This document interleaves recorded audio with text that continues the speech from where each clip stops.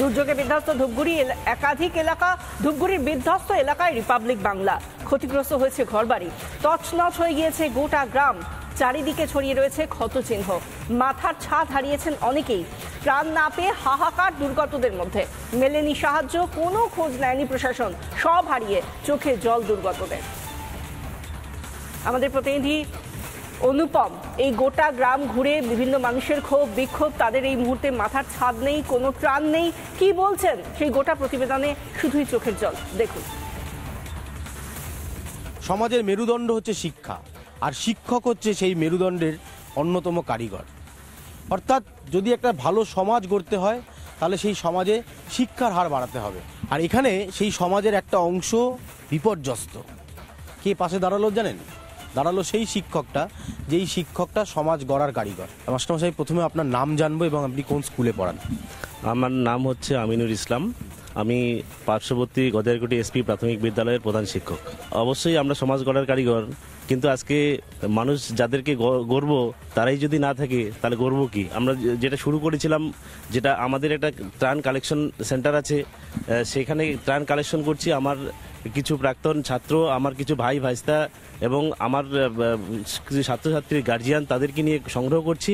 সেই সঙ্গে সঙ্গে যারা বাইরের থেকে রিলিফ নিয়ে আসছে তাদেরকে যাতে সঠিক জায়গায় পৌঁছাতে পারি, সেই ভূমিকাটাও মোটামুটি আমি দেখার চেষ্টা করছি। সরকারি সহযোগিতা শুধুমাত্র ক্যাম্পগুলোতেই পৌঁছাচ্ছে, কিন্তু যেই জায়গায় ঘটনা ঘটেছে সেখানে যে কিছু মানুষ তারা অসহায় হয়ে পড়ে আছে, তাদের কাছে কিন্তু সরকারি সহযোগিতা পৌঁছাচ্ছে না।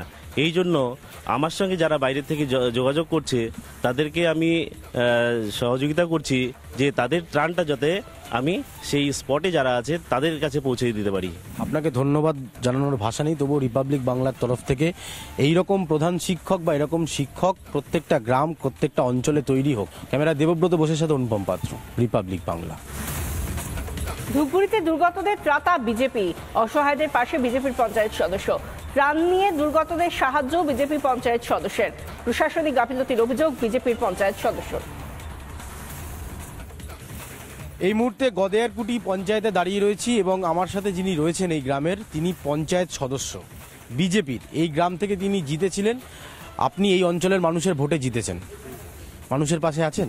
আছি তো, সবসময় আছি। 5 তারিখ থেকে আমি আছি আর থাকবো, ভবিষ্যতেও থাকবো আর কি। এই যে গ্রামে অবস্থা আমরা দেখছি, সরকারি ত্রাণ এখানে আসছে না কেন? ওয়েস্ট বেঙ্গল গভর্নমেন্টের যে সিস্টেম বললো যে ক্যাম্প থেকে ত্রাণ নিয়ে আসতে হবে, খাবারও ওইখানে খাইতে হবে, কিন্তু ফিল্ডে আসবে না।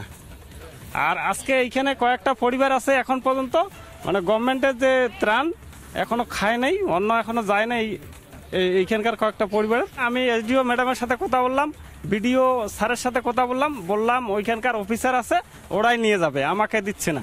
কেন দিচ্ছে না আপনাকে? ওটা সিস্টেম নেই বলতেছে। বিজেপি করেন বলে দিচ্ছে? এই জন্য তো দিচ্ছে না আমাকে। গ্রামের মানুষের কি অপরাধ? বিজেপি করে তাই অপরাধ। কত কিলোমিটার যেতে হবে ক্যাম্প? 1 কিলোমিটার পার আছে। আমি এসডিও ম্যাডামের কাছে আপত্তি করছিলাম যে ক্যাম্পটা এখানে হোক, কোনো উত্তর নেই। একজন প্রশাসনিক প্রধান তিনি বলছেন যে যেখানে সমস্যা সেখানে ক্যাম্প করা যাবে না। এই জায়গাটা থেকে বিজেপি পঞ্চায়েত সদস্য তিনি জিতেছেন, তাই এখানে ত্রাণ আনতে যেতে হবে, ত্রাণ এখানে পৌঁছবে না। আর অন্যান্য জায়গায় আমরা দেখতে পাচ্ছি তৃণমূলে যারা নেতারা রয়েছেন তারা গিয়ে ত্রাণ হাতে করে গিয়ে দিয়ে আসছেন আর ছবি দিচ্ছেন বিভিন্ন জায়গায়। এই রাজনৈতিক দলাদলি কেন হবে, এই প্রশ্নটা আমাদের থাকলো। ক্যামেরা দেবব্রত বসের সাথে অনুপম পাত্র, রিপাবলিক বাংলা।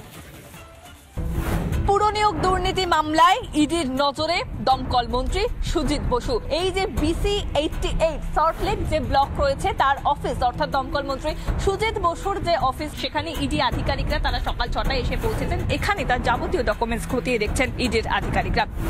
ওরা প্রত্যেকবারই এটা করে, ইলেকশন যখন আসে যারা পার্টিতে অ্যাক্টিভলি কাজ করে। আজকে আমার অফিসে গেছে, রেস্টুরেন্টে গেছে, ওরা ওদের কাজ করছে, করুক।